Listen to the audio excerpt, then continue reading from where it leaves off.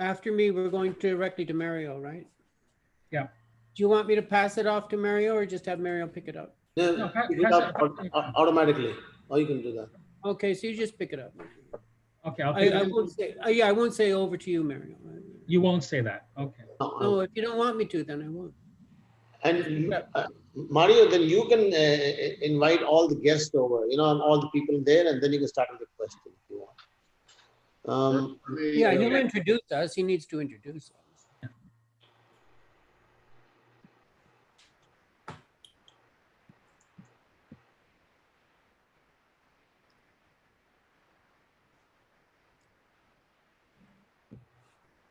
go for it. Hello, we are the Voices of Experience. Four pals from Toronto, Canada. All of us with quite a few miles traveled already down life's highway. While that may not translate directly into voices of wisdom, we can promise you an entertaining half hour of discussion on a wide range of topics of current interest. So sojourn with us for a while. You'll hear a variety of points of view. You'll be amused, you'll be provoked, you'll be stimulated. Well, thank you very much, Andrew, and welcome everybody. And I'd like to first of all say hello from everybody here, which is Sandhu, Andrew Wood, Al Brown, and of course myself, Mario Kirikitis, who will be moderating this particular session. And today we're going to be talking about a topic that is very, very relevant. It is COVID related, but it is also part of our social fabric, which is sports. Many times, people in all society, and you go back to the times of the ancient Greeks and even before that, to the old world, and you see that sports were part of what made a society. And there is no escaping that COVID has affected our society in many ways, but in sports also, it has affected the sports, not only the games, but also the economic side of it. It has brought up certain issues for racism. It has brought up political issues. So today we're going to explore a lot of those aspects. And what I'd like to begin with is this. And over the past 6 months, sports have been basically put onto the back burner. A lot of sports activities, whether that's basketball, baseball, soccer, football, you name it, the people can't come to the arenas. There are no ways of being able to participate live in this. So a lot of things have transitioned to a virtual world. But but I want to ask some, and I want to start with Andrew with this question. From an economic standpoint, Andrew, when we look at sports, it is an engine that drives a lot of economic parts of a society. Where do you think what do you think has been hurt the most from not being able to have sports? Yeah, from not being able to have sports. Well, it's such a bonding thing for people, isn't it? I'm a sports fan. I'm not going to say I'm a good sports fan because I'm more faithful to the winning teams than to the teams the whole time. But we've lost something important, and the three people I'm looking at here, a year ago, we'd have been meeting in a pub somewhere for the big game. Go Raptors, as long as I can get that in. I mean, they still have a chance.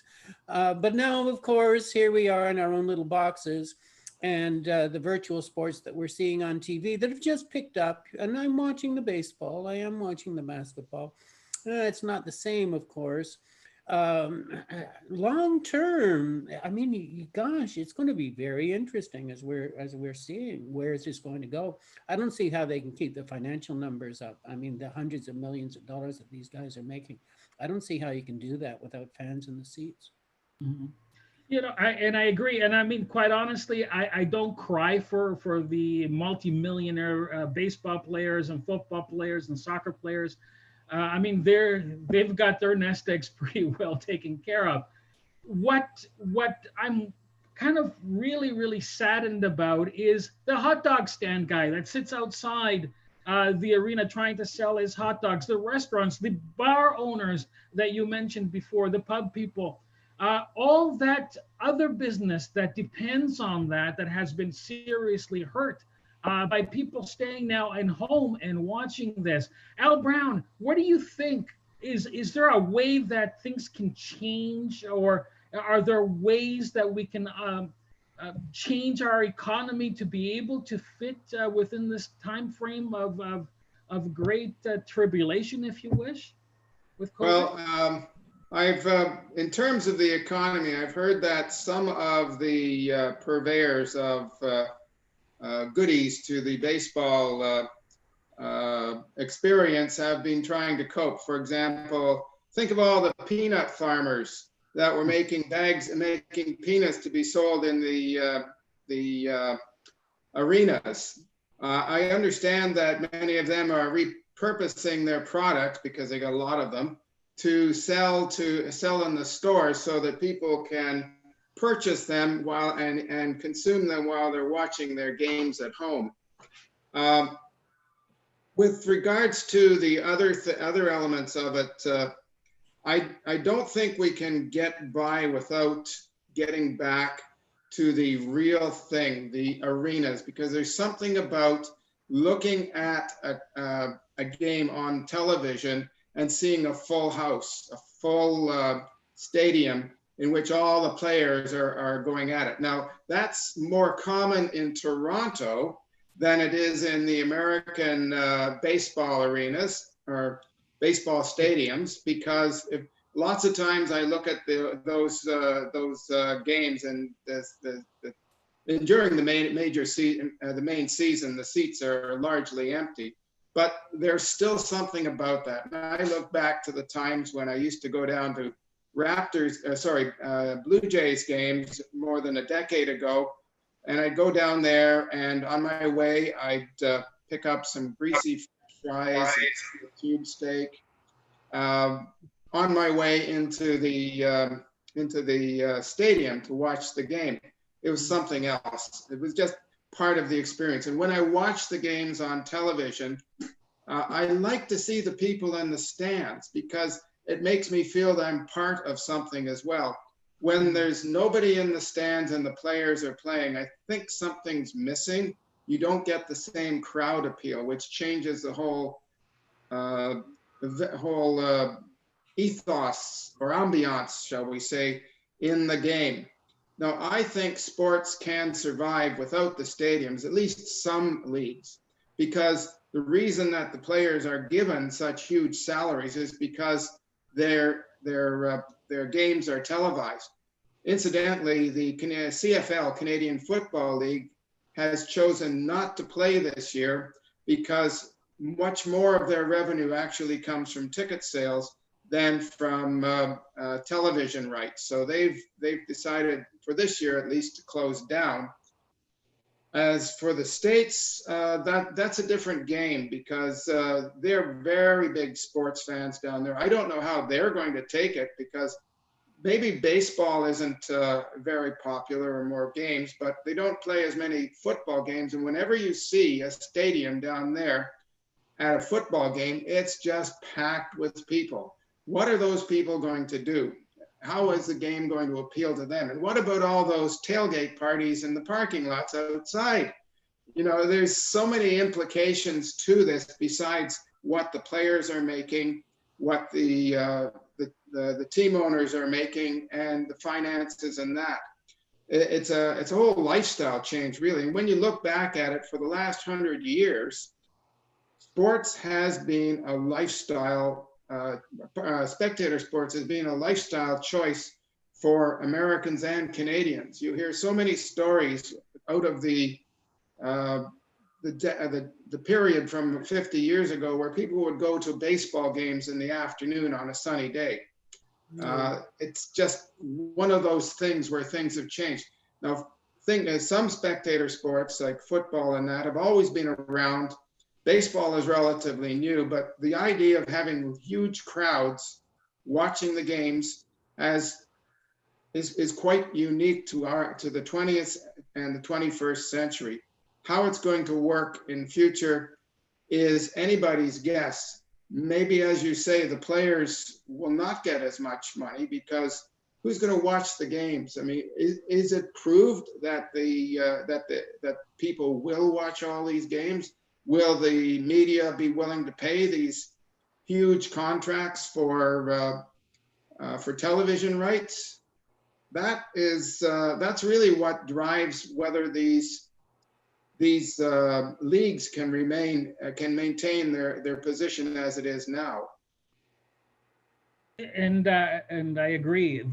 It's funny that you're saying this because I was watching a soccer game recently from I think it was from Italy, and one of the things that I saw that was really interesting was, first of all, the fans. Obviously, the stadiums are empty, but now they've got cardboard cutouts put all around the stadium for fans, and not only that, but they're pumping fake sounds into the stadium, where every time there is something happening, like somebody is coming towards the goal, right, and they're trying to do something, all of a sudden you hear the fans, like somebody is actually manipulating the sound system to make it sound and to give the players the encouragement and the audience, I guess, that kind of feel that there are people there.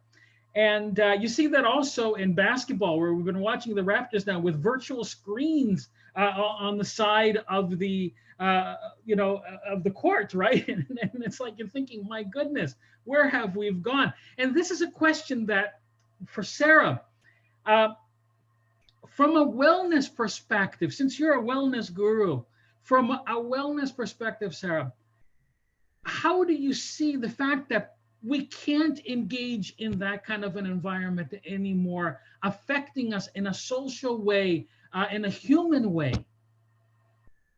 Well, the fact that when we are playing games, when we're watching spectator sports, it is a one-off instance how it took place. Assuming you can imagine this thing happening. It may not be exactly the same, but you can imagine that. You can also imagine eating a hot dog when we didn't get any. But the fact is, you can do all this when you're meditating. You know, I can imagine anything I want. I see a football game, I can see this. But what is in the end, what is the benefit of seeing that? You're exciting your senses. You are actually seeing, oh, this guy nearly scored. You affected, but you were not part of it. You just saw that. So you can do the same thing by meditating. For me, I would say, if you imagine these things, it'd be much better than actually doing it. Now, of course, these guys are actually playing there, so there's economic routine there. They are only exciting the visitors. That's why in the stadiums, you don't have anybody there. You have sounds coming out. I was watching football, as you said, and suddenly there's nobody there, but there's so much of sound. And I said, they are doing that what I could do myself. So, frankly speaking, I could sit for hours and I can watch any football team. It is the same advantage I have as you're actually watching a live.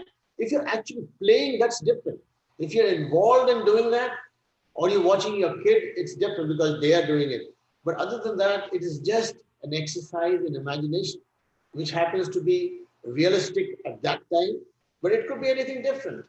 And so I would say this is bad economically, and it's bad for the sport. But this is for the spectators. You really shouldn't miss anything. You can imagine anything you want. You created this incredible image of me of people sitting in the lotus position down on grass somewhere in a stadium, just sitting there and imagining the soccer game happening all around them. It's like, you don't go to the stadium, you can be at home and do that. You can do that. That's true too. And all of a sudden, somebody scores, and everybody's hands from the lotus position goes go. So, but you're absolutely right. There are certain things that we do this for, obviously not only psychological reasons, but it does create a wellness in us. The endorphins, the excitement, the fun, that is all part of it. The ability, we're social creatures. Let's face it. That interaction that we have, whether it is with people that we agree with, in the stands, in the corner of the stands, where everybody's sitting there and cheering and bumping, hitting the drums and doing the claps and all that, or even antagonizing the other team fans. Even that has a social interaction that is, if done correctly and done properly, fun, right? But there is obviously a darker side that that can happen where we can take things a little too far, where emotions take us to a different realm. And I want to discuss, I want to go into that because we would be remiss if we didn't cover a little bit of a darker perspective. And that is, there has been over not only this past year, but several years now, there has been a racial overtone with sports. And it's not that sports has racism, but there has been people that have been activists who have been sports figures, like Colin Kaepernick, for example, from the San Francisco 49ers, who took a knee during a football game during the national anthem to protest police brutality and to support Black Lives Matter. So he ended up losing his career because of that. Now that was 4 years ago, but now with what's happened with COVID and all the racial overtones that have happened in the police killings that we've seen, it has become now a mainstream issue. So I want to ask you this: where do sports fit in to change our social consciousness, if you wish? Do they have a place? Do they have a role in doing that? I'd like to ask Al Brown that question. Well, sports figures have for generations trying to involve themselves with the community. You often see stories where sports figures go out to local charities, they show up, sign autographs for kids, go to hospitals, do all this sort of good stuff. So what they're doing now is, to me, only an extension of that, but it is of a more controversial side of it. My personal view is that professional sportsmen should probably stay out of that, because the issues that are involved are often too politicized, particularly the ones right now, which part of the reason that I think there's been so much protest because of the police killings has been because of the pandemic. There's a lot of people that are really on edge, and I don't know about you, but I think people are more tense, they're more reactive, they're just not, they're feeling more stressed out simply because they can't do the things that they've always wanted to do. They can't go and relieve their tensions by sitting in the stands and cheering on their team. Imagine you're up in that sports stadium and people are doing the wave, and you're participating and you're shouting out and you're calling the umpire's blind, the umpire's blind, the umpire's blind, screaming your lungs out in watching the game. That's all stress release, I believe. Anyways, even though you're not a player, you're out there on the field as if you are. So there's a lot of stress building up. And particularly at the moment, I think the sports professionals need to be careful how they format their protests. Certainly, there's a lot of things that are coming out, glaring problems in our society, which are only now coming out, but it's not just because of these killings. They've been happening for decades, really. It's just that there's more information about them. A lot of these incidents that are happening are being videoed, and what's really inflaming people is when these videos come out and show what's going on. It's just inflaming the situation that shouldn't be. But then, and I think the sports professionals can be ambassadors for improving all on this. Simply protesting things by raising a fist in the sky or taking a knee, yeah, that's great. But what more can they do, say, just in the backgrounds and trying to improve the situation? That I think is more important for what they do. Certainly, if they want to show themselves off, great, but do something more than that. Go out there and be ambassadors for peace and reconciliation. Absolutely, absolutely, yeah. Andrew, what do you think? Yeah, well, I was going to disagree with something that I heard from Al. He was saying that he didn't think that the sports figures should be engaging in this kind of discussion, and I have the direct opposite point of view. I think that they have a privileged position in society, number one. They're celebrities universally recognized by just about everyone. And also, let's not forget that these most of these people are themselves racialized. They are Black men off the court, and we've seen a number of instances. Well, for example, a very famous one with Masai Ujiri last year. At the moment that the Raptors won their NBA championship, he was shoved and shoved violently more than once by a security guard, a policeman who was keeping him off the court, not because he shouldn't have been there, but because he made a prejudgment as a Black man. And I think the challenge is for them is to make it meaningful, as Al was saying at the end of his talk there. I think they can go farther with it. And I know they are.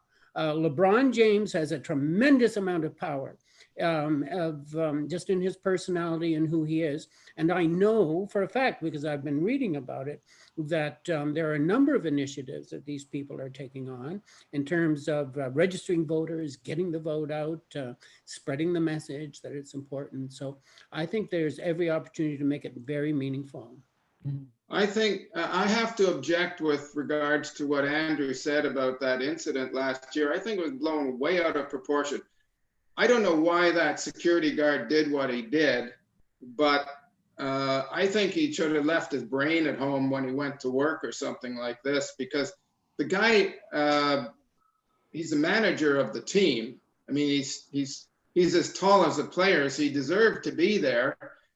One has to imagine, why would he do something like that just for without really knowing it? I mean, there was no explanation from his part as to why he did it. And I got a feeling that it was just plain stupidity, and things like that shouldn't get blown out of proportion. Sarah, what do you think? Yeah, I want to say with what we are talking in that perspective, actually all sports, spectator sports, are nothing but manifestation of war. In the olden days, we had war, we used to fight with each other. Now, this is like fighting a war without shedding bloodshed. But the emotions are still the same. The people who are actually fighting for the ball have the same emotion when you're fighting for each other. And of course, this carries on, like when Ujiri was stopped, it's the same emotion carrying on. There are two parties, there are polarization of emotions, and then something happens. So this is just the after effects of emotions. But this spectator sport is nothing but is a pseudo war which is taking place without bloodshed. That's what I'm saying. You know, That's like let me just say something here, because what he brought up was my ancient ancestors, and I'm going to pull out the fact that I'm Greek right now. During the Olympic Games, we used to suspend war. Right? When you had Athens versus Sparta fighting each other, and the time came for the Olympics, they stopped fighting. They went out there in the arenas and they were throwing the discus and they were throwing the javelin and they were racing each other.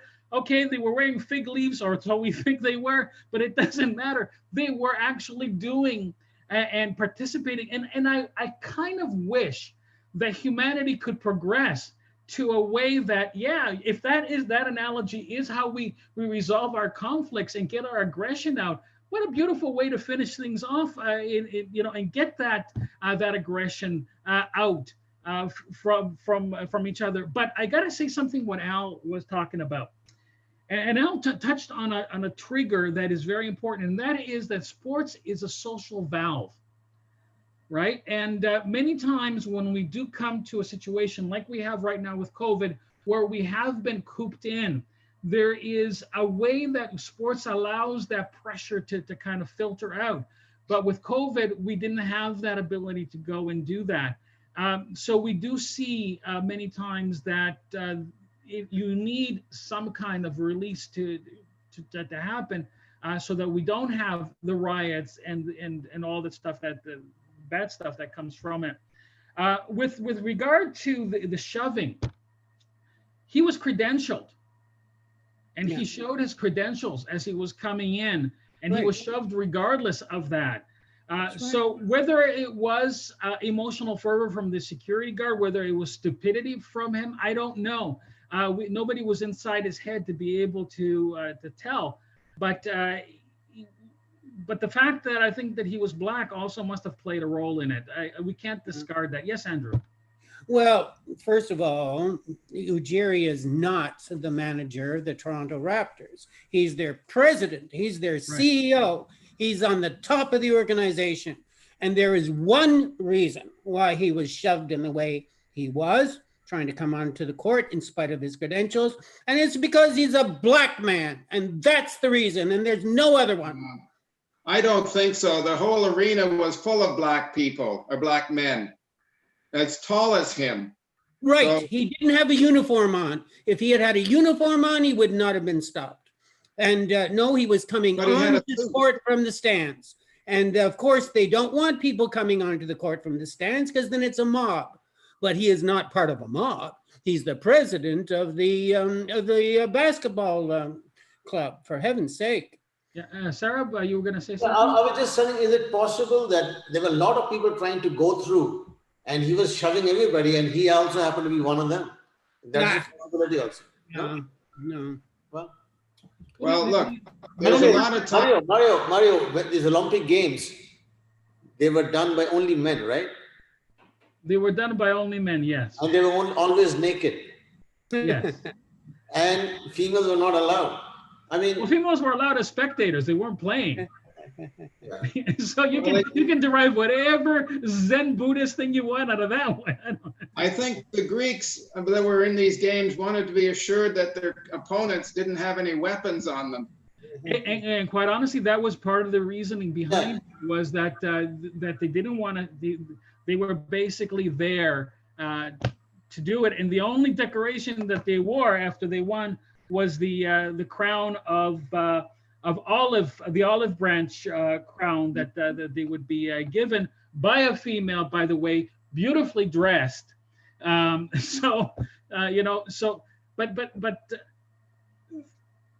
Greeks, unfortunately, we've lost that. When they talk about the golden age of civilization, if you go back to 2,000-3,000 years ago, I think people had it better in many ways from a